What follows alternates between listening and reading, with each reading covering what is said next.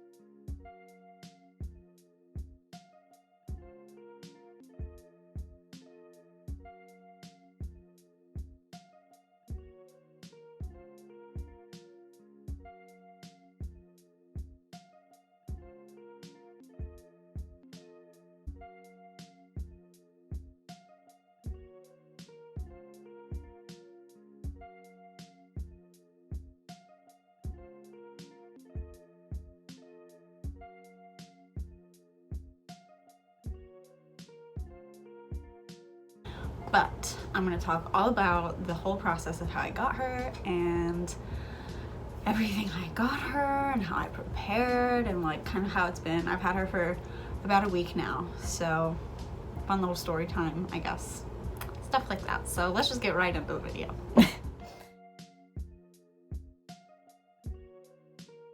Where do I begin? With this little girl right here, this one. So her name is Gertrude, Gertie for short.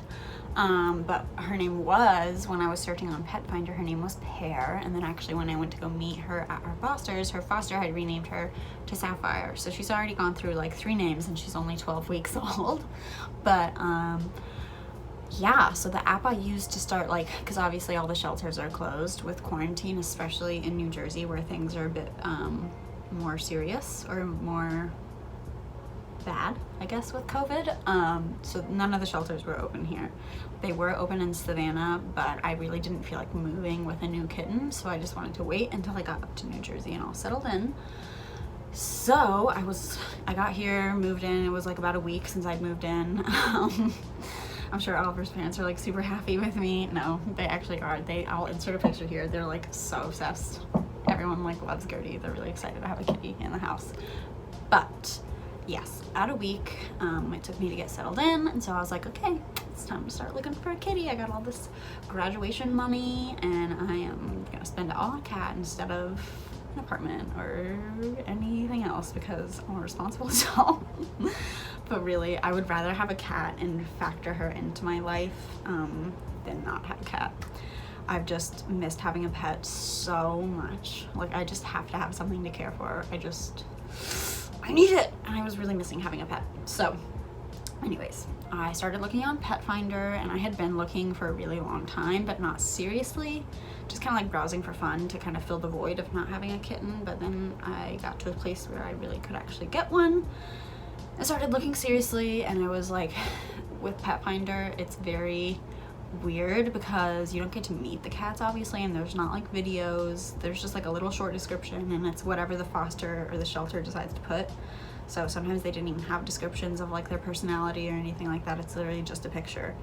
So it's kind of weird because you're like shopping for a cat only based off their looks, which at first I was like admittedly doing that. I was really dead set on having a boy, because all the cats that I've known have been boys and I love all of them. Like Oliver's roommates' cats are like so sweet, they're so cute, I love them. And then my friend Craig, and Oliver's friend, he has a little Maine Coon kitten and his name's Jet and he's a boy, and I love that cat. So I was dead set on getting boy, and I was dead set on having an orange cat, and I have a gray girl. So like obviously that didn't work out.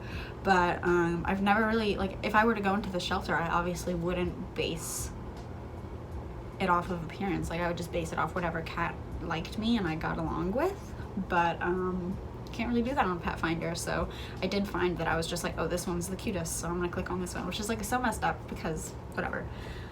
I got out of that mindset very quickly because cats were just like, the cute ones go so fast. And not that Gertie's not cute, like she's literally the cutest thing I've ever seen in my life. I love her.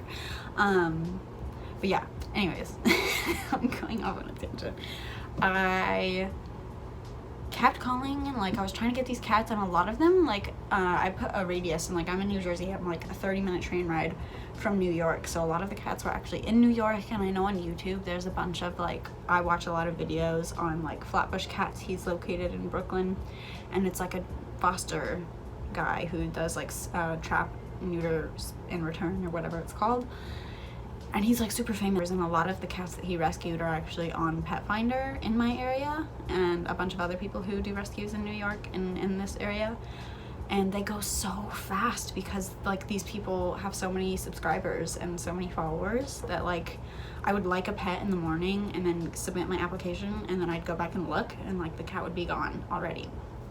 And another huge issue I ran into was the fact that a lot of shelters and a lot of fosters only adopt out in pairs with kittens, which is fair. Like I know it's better to have a pet, like a little friend for them to play with, because you know they get bored and they're very high energy. I'm gonna tell you right now, if you want to get a cat because you think it's less energy than a dog, I'm gonna tell you right now, get an older cat, because kittens are psycho. I know she seems really calm right now, but that's because she just went on a tear for like 30 minutes. So yeah, anyways, yes, kittens were only being adopted out in pairs, and that was like an issue I was running into a lot.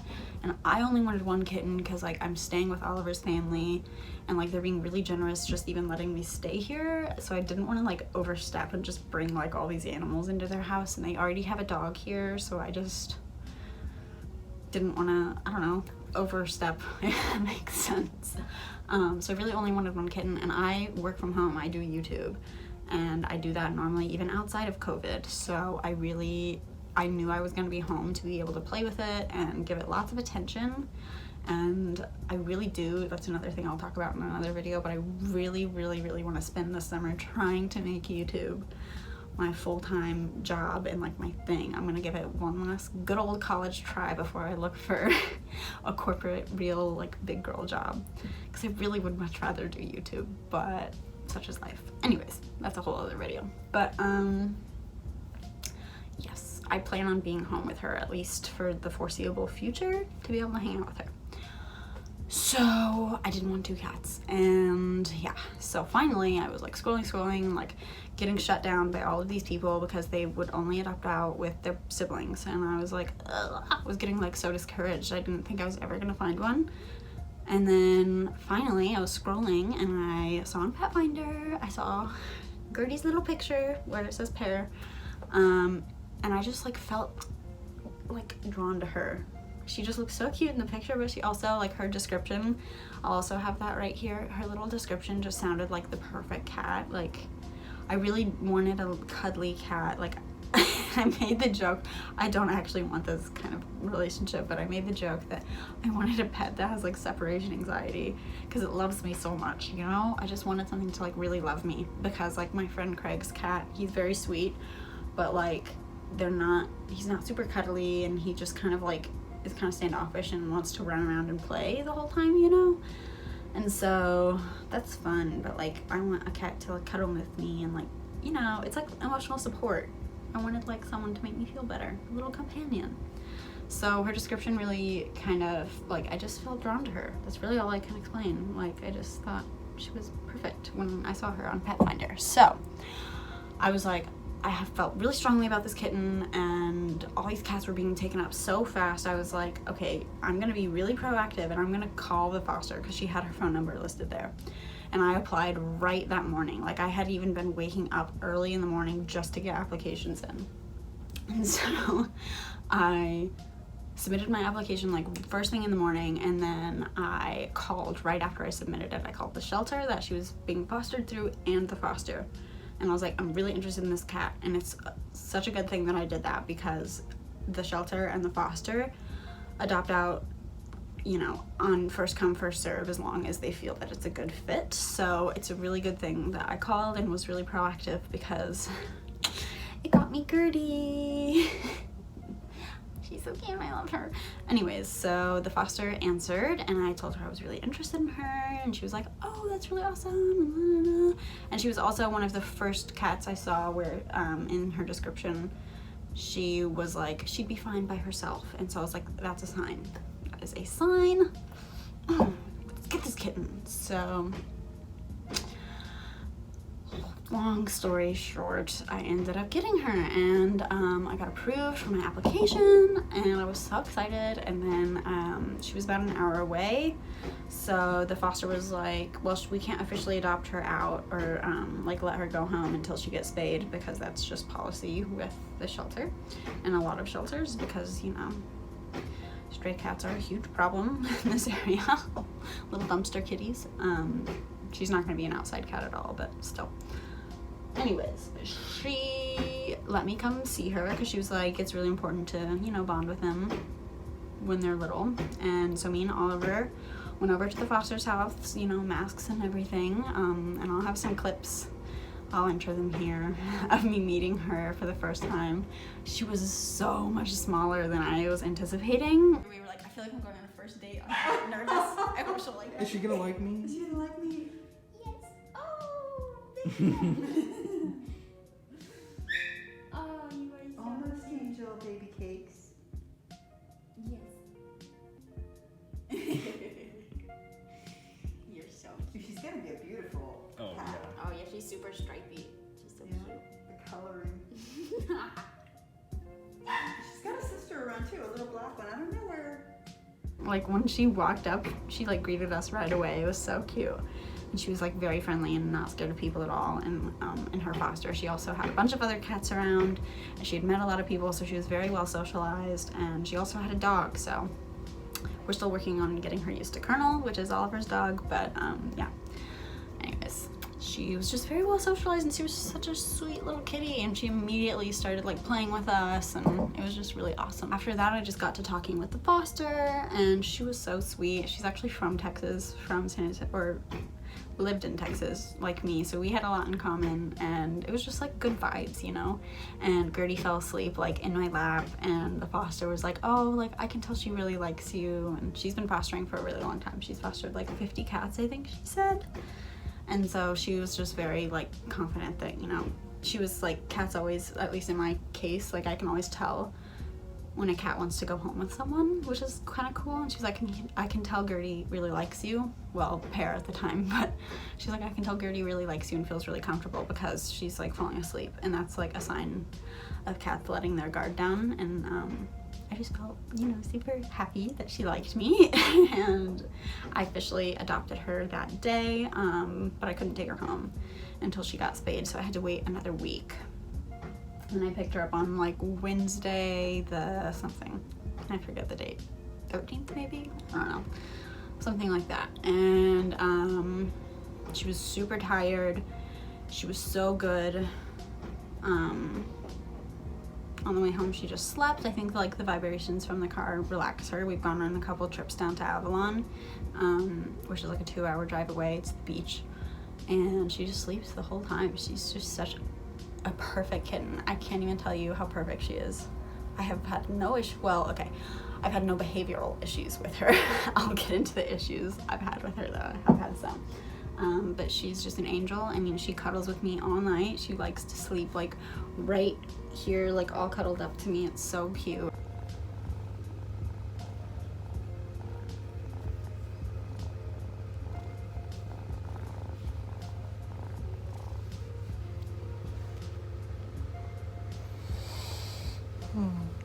I love you.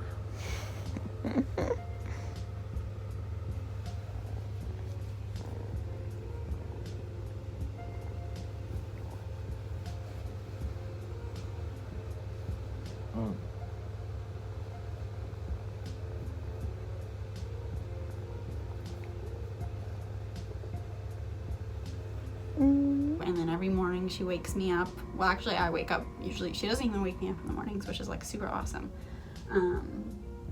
But she's just so sweet. And like I'll wake up and she'll hear my alarm and she knows that like that means I'm waking up. And she'll come over and like greet me. Sometimes she sleeps at like the foot of the bed if I'm moving too much, which is fair. She'll come over and lick me and like purr and just want to cuddle, and she'll start making biscuits on my PJs or like the pillow or whatever it is, and she's just like, oh, I wake up in like the best mood every morning because she's just so freaking cute and so sweet. And she's not crazy, she doesn't have a biting problem, she doesn't try to like do anything bad. The only thing I noticed is that she did start bunny kicking, which if you don't know what that is, it's just like an instinct that they have to kind of like hunt and kill their prey. So all the toys I got for her were a little bit too small for her to do that, so I got her some bigger toys and now it's not an issue. Let me introduce you to her. Hi, Gertie. You're a sleepy angel. Come here. Oh, yes. She's in her cone. She's super sleepy. She sleeps all day long. Say hi, Gertie. You already look so much bigger than when I got you. She's growing so fast. She's so sweet. Oh, yes. She's like limp. You can hear her purring. I'll put her up.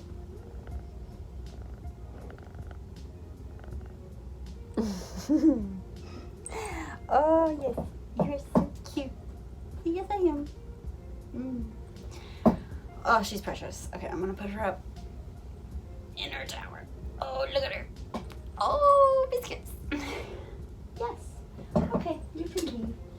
So let's get into why she's wearing a cone. Why is this chair all of a sudden making noise? So most cats do fine after their spay surgery. They don't need to wear a cone. But Gertie is special. She's a little troublemaker. So the foster told me that she had to wear a cone because she's one of like the first, she's never had this issue, and she's again fostered 50 cats. And Gertie was the first one who tried to tear out like her stitches. So she's super naughty. Every single time I try to take the cone off, she goes straight to her stitches and tries to rip them out like a masochist or something. Like, do you not understand that it's keeping your guts together? She doesn't get it. She just wants them out. Such a troublemaker. And she hates the cone. She's so clumsy with it. She can't see where she's going, and it's so hard for her to eat or drink water. What are you doing? She gets so mad at me every time I try to put it on. I feel so bad. But so I've tried to make, if you follow Kitten Lady or if you know who she is, I made her a plethora of outfits to cover her stitches so she wouldn't have to wear the cone. And she just always found a way to get to them. So I made her an outfit out of, the first outfit I made her a sock outfit. And I didn't make it quite right, and she ended up peeing all over it because I didn't place it right on her body. Like I didn't cut out a hole big enough for her to go to the bathroom. So that was a fail. So then I made her another sock outfit, but made it more open so she could use the bathroom, and that one worked. But she figured out how to rip it off of her body and get to her stitches. I woke up at like 3 in the morning. It was like mother's intuition. I was just like, I just woke up, and I'm a heavy sleeper, and she wasn't making any noise. I just had a feeling she was getting into trouble. And I woke up and she was trying to bite her stitches out, and I was like, so I put on her cone, and that was like the first night I got her. Such a butthole. And then I made her an outfit from scratch. Like I made her this outfit, and I made it fit her really well in the neck, not so much to where it was like choking her, but to where it wouldn't slide down the rest of her body. And that one actually worked really well for a while until she figured out how to lift up the shirt. So then she got to her stitches again, and then I just gave up and I got really frustrated and just put on the cone. And then last night I tried to make the sock shirt one more time, and then I tied these like elastics around her back legs so that it would be completely open, but she wouldn't be able to lift it up, and then she figured out how to untie the strings and lift it up. So I give up. I've given up. I can't do it anymore. She gets so mad at me every time I try to put on an outfit or do anything. Even though it's more comfy than the cone, she doesn't understand that, and I'm an exhausted mom, and I give up, so she gets the cone. And that is that. That is the trouble with Gertie. She's so naughty because she just wants to pick at her stitches. But that's literally the only issue I've had, and you know, oh, hi! Hi, Angel! She's all awake now. Yes, are you party monster? Say hi! She's up on the desk now. But yeah, and I have had one more issue that I was slightly I told you she's resting on the cat tower, but she had one more issue that I was so worried about last night. I did so much to prepare for her, which I will get into. I told you this is gonna be a really long video. I was so worried. I have like best, most top tier food I could get her, like water. I mean, I'm not gonna brag. I've done so much preparing and like everything right, but of course something is still gonna go wrong because that's just life. You can't plan for these things. So her little bum hole, this is like kind of graphic or maybe too much information, but I think with her cone it's just really hard for her to drink water, and it's also very hard for her to see that water is in the dish. And you know, I am home all day, so like I'll dip my finger in it and then she'll see that there's water in there and she'll drink. It's hard with the cone though, and I can't be like taking off the cone every 15 minutes because it's so hard to get it back on her because she gets so squirmy and so mad at me. So it's just been an ordeal. So what I did last night is I turned on like the water in the sink, and she really liked to drink from that, so I figured she's just forgetting that there's water in her bowl because it's not running water. So today I ordered her from Amazon a water fountain. But anyways, the point of all that is a lot of the times with antibiotics and with their spaying surgery and the anesthesia, it can make them constipated, and it can make them very just like dried up. Their poop, it makes it constipated and like hard to poop. And so she didn't poop for like the first 2 days that I got her, and I started getting worried. But then she finally pooped, but it was like a very hard poop, very constipated poo-poo, and that's kind of how her poops have been ever since. So she's like straining herself to go poop. And I just called the vet today. I had made an appointment for Monday, which is like, today's Wednesday, so next Monday I had made an appointment because that's the earliest I could get her in for her first vet visit. And I just called today and asked if I could get in with a different vet that's from the same place sooner, because I was just so worried about her last night. She, like, her little bum hole just was like so red and irritated and like pushed out because she was trying to push so hard that she kind of is like, it's something that can happen with young cats. They can't really control, I don't know, it's just something common. I read it on Google. It's called a prolapsed anus. And of course she would have this issue. Like, I can't predict these things, and it's such a niche issue that I would have never had known to even worry about. But apparently if they push too hard, they can start to push out their colon. And I was so worried last night. I was like crying. I thought she was gonna die. Like, of course Google makes you think that it's cancer or that you're gonna die or your pet is gonna die. And Oliver was like trying to calm me down, and I was just so upset. And I like wanted to go to the emergency vet and just take her, because I just was so worried that that's what she had. And Oliver's like, there's nothing we can do, like, let's just wait until the morning and call the vet and like calm down, essentially. I'm a very overprotective, overbearing mama. And I woke up this morning and her butthole looked like totally normal and fine. So I think she just pushed too hard and like irritated her bum hole. But it's fine now, and she pooped earlier, and her poop is a little bit more viscous, a little bit more saucy. Sorry for all that, but I think it's important to tell like new cat owners, you know. I was watching so many videos on cats. Like, I'm what I consider a cat expert now because of how many videos I have watched on kittens. She's doing better now, and I talked to the vet on the phone today, and she has an appointment for Friday now because I was telling her about her issues, and she was like, well, you know, I'd like to take a look at it, get her in sooner. And she's like, and I know you're probably worried and you have a bunch of questions because, you know, I'm a new mom and I've never had a cat before, so I don't know what's normal and what's not for them. I don't know how much water she's supposed to, I mean, like, I have a general idea of how much water she's supposed to have every day. But like, I just want to make sure she's staying as hydrated as possible so it's easy for her to go poo-poo, because ouch, I know how it feels to be constipated. It's not fun. So yes, and then tonight, or like today, is the first day we're introducing pumpkin extract into her diet, which is a natural stool softener for kittens. So we'll do that in the meantime, and I think she'll be fine. I just had a mini freak out, and I'm sure like all the stress of moving and everything like just kind of hit me all at once last night, and I just was having a freak out.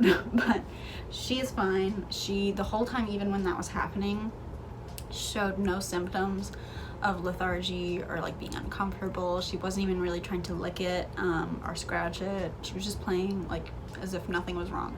So I wasn't too worried. I feel like she'd be, you know, whimpering or like in pain or trying to like lick it or do something if it was really an issue, you know? So that's Gertie.